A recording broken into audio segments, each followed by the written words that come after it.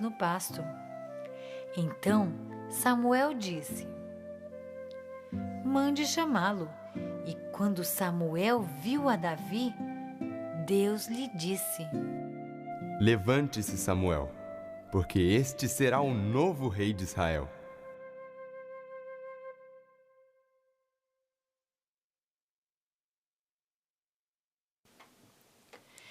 Davi, o menino pastor.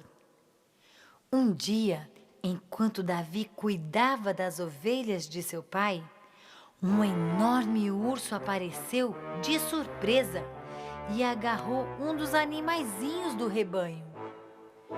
Quando ele viu o que estava acontecendo, em vez de fugir, correu atrás do urso e o matou, livrando assim a ovelha. Davi era um jovem de coragem. De outra vez, quando os irmãos de Davi estavam no campo de batalha, seu pai pediu que ele fosse levar-lhes comida. Ao chegar ao acampamento, Davi ouviu um alvoroço.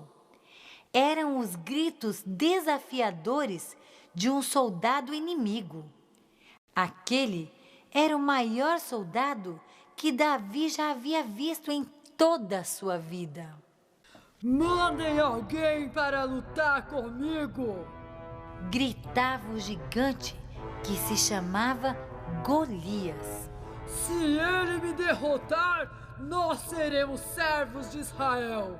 Se eu vencer, Israel será nosso servo. Que medo! Saul e seus soldados tremiam. Ninguém tinha coragem de lutar. Davi chegou justamente nessa hora. Ele ouviu Golias ofender os soldados de Saul. Viu que ninguém fazia nada. Então decidiu ele mesmo lutar com o gigante. Ele sabia que Deus cuidaria dele, como cuidou quando livrou a ovelha de seu pai das garras daquele enorme urso. Davi pediu permissão para o rei Saul e depois foi até o riacho, de onde tirou 5 pedrinhas. Quando Golias viu aquele garoto querendo lutar com ele, ficou ofendido. Com uma risada debochada, gritou: Você pensa que eu sou um cachorro para vir a mim com paus e pedras? Você vem a mim com espada, lança e escudo. Eu, porém, vou contra você em nome de Deus. Respondeu Davi. Golias ficou furioso. Deixou seu exército para trás e correu em direção a Davi para acabar com ele. Davi então colocou uma pedrinha na funda e a atirou bem na testa do gigante.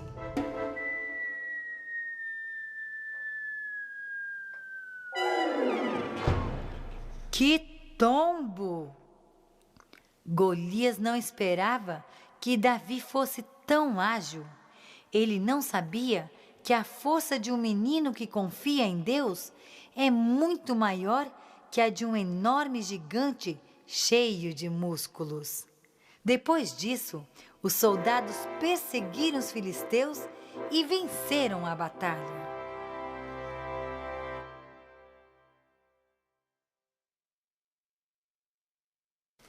O grande amigo de Davi. Agora, Davi era o grande herói de Israel. Todos gostavam dele, menos Saul. Só falta Davi ser rei, pensava Saul, e tirar o reino de mim e de minha família. E para complicar as coisas, Davi e Jonatas, filho do rei, se tornaram grandes amigos. Saul queria até matar Davi. Um dia, enquanto Davi tocava a harpa para acalmar o rei, Saul jogou uma lança no rapaz, mas errou a pontaria. Davi fugiu e se escondeu de Saul. Jonatas foi encontrá-lo e os dois se despediram. Como ficaram tristes, como choraram. Foi muito difícil 2 bons amigos terem que se separar.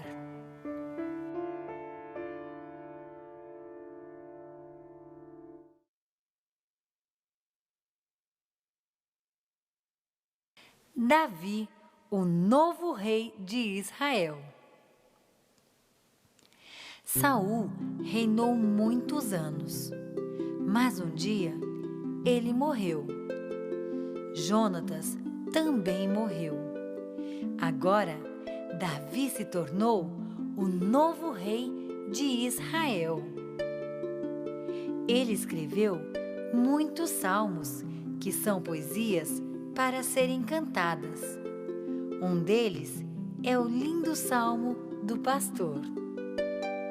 O Senhor é o meu pastor, nada me faltará. Ele me faz repousar em pastos verdejantes. Leva-me para junto das águas de descanso. Davi reinou por muitos anos e foi um bom rei. Ele entregou sua vida a Deus e se arrependeu sinceramente das coisas erradas que fez. Davi errou muitas vezes, mas não gostava de errar. Deus o aceitou por isso. Davi foi chamado o homem que tem o coração como Deus gosta.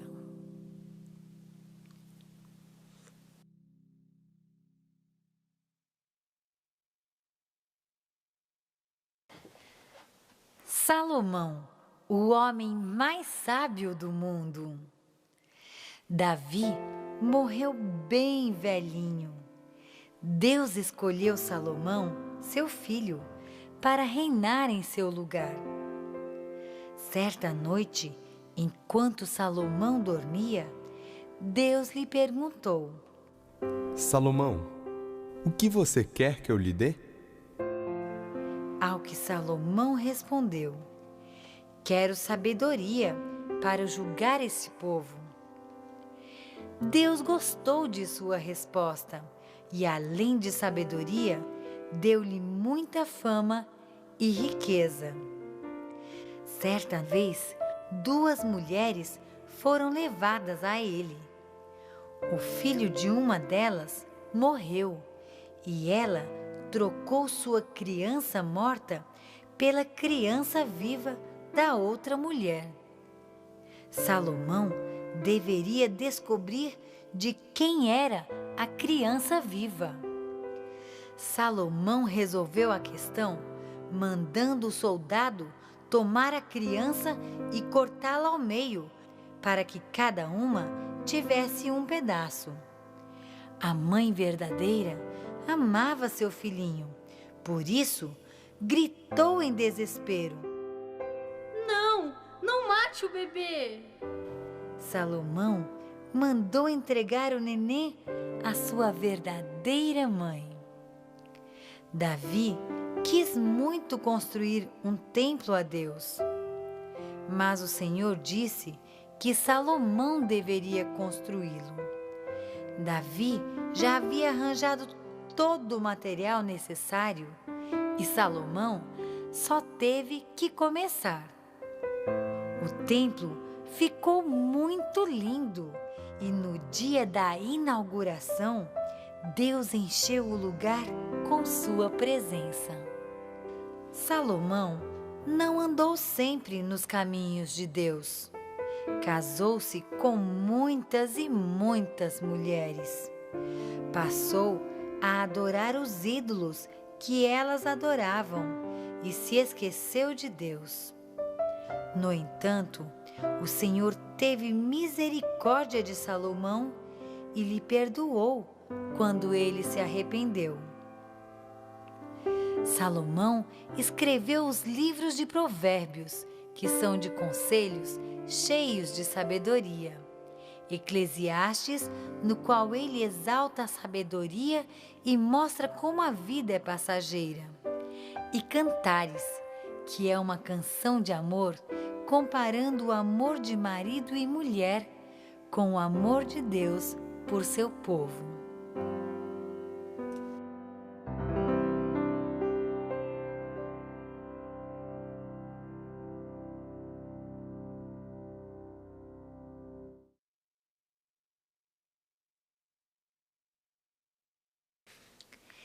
Elias, o homem de Deus. Depois de Salomão, outros reis dominaram Israel, mas a maioria não amava a Deus. Entre eles havia um rei chamado Acabe, que se casou com Jezabel. Ela foi muito má e levou Acabe a ser mau também. Acabe e Jezabel ensinaram o povo a adorar ídolos, o que deixou Deus muito triste. Um dia, o profeta Elias disse a Acabe: "Você foi muito mau, por isso não vai chover por muito tempo.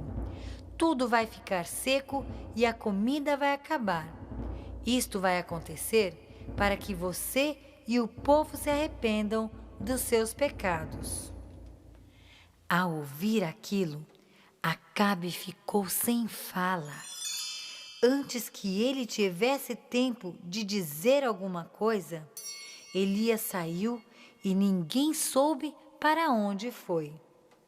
Deus o enviou para um lugar distante em que havia muita água, e ali os corvos lhe levavam pão e carne no bico.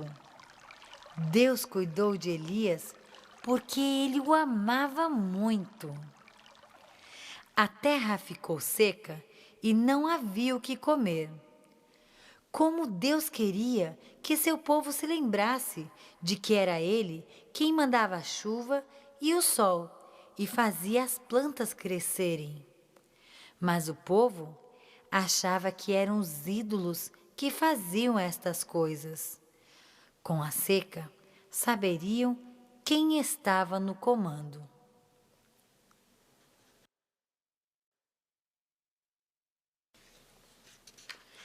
A mulher que confiou em Deus. O tempo passou e até o riacho de onde Elias tirava água para beber havia secado. Então Deus mandou Elias para Sarepta, uma cidade em que morava uma mulher viúva que tinha só um filho. "Por favor", pediu Elias à mulher, "dê-me um pouco de água e pão." "Tenho só um pedaço de pão." Ela respondeu: "Se você o comer, meu filho e eu morreremos." "Deus vai cuidar de você", disse Elias. Então ela lhe deu o pão e a água. Mamãe! Gritou o garoto, olhando dentro da jarra. Ainda tem óleo aqui. A mamãe foi olhar e havia mesmo. "E ainda há farinha na tigela." Ela exclamou. "Dá para fazer mais pão." E deu para fazer muitos pães. Deus não deixou faltar o alimento. Um dia, o menino ficou doente, tão doente que morreu. A mamãe bondosa chorou e chorou. Elias teve pena dela e pediu a Deus que ressuscitasse o garoto. E Deus atendeu-lhe o pedido. Que alegria! Aquela mamãe nunca mais duvidou de Deus.